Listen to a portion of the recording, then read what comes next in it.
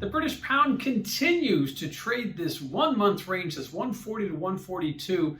Today we end up somewhere in the middle there. It seems the market right now, after making that big move in early May, on May 7th to May 8th, made that move from 138 north to 140.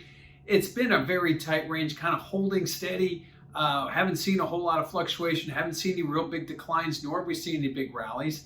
And the market just waiting for that next catalyst moment, that next what-it moment that's going to push us either north of 142 or bring us back down to where we were over a month ago, south of 140. At this point, the data's been strong. We have a supportive central bank that's looking to maybe normalize things a little more than other central banks, and yet still the pound hovering higher, obviously clearly where the dollar has been going lower, dollar on 3-year lows, pound on 3-year highs. That makes a lot of sense, and right now we continue to trade that range. It's getting narrower and narrower. It will be interesting to see when we make a big move, whether it comes from the news front, the central bank front, the geopolitical front. There's a lot going on out there that can push these markets around, and right now the pound continues to outperform many other currencies throughout 2021.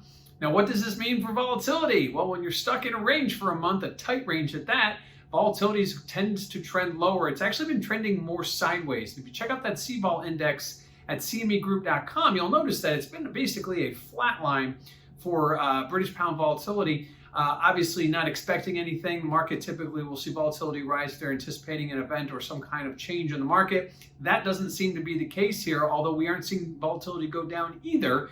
Not since the Brexit announcement back at the end of the year. Volatility came way down after that, but now all of a sudden things have been flatlining for most of 2021, despite some of the price fluctuations we've seen in the contract. Keep an eye on that CVOL index. Obviously, if it starts to make a move one way or the other, it could be very indicative of price action. Lastly, the Bank of England. What are they going to be doing? They meet next week on June 24th. That will be the next real it moment here. They've already talked about slowing asset purchases, talking about raising rates sometime down the road. They're very optimistic about their economy and being separate from the European Union. So at this point, things look very, very positive, and it's getting a very positive read from a lot of economists as to the recovery. Yes, they just announced they're going to extend their lockdowns another few weeks, but that seemed to have already been priced into the market, so it didn't see any knee-jerk reactions when that came out. So the British pound continues to outperform its peers, hovering in that tight 140 to 142 range, with the Bank of England looming next week on June 24th.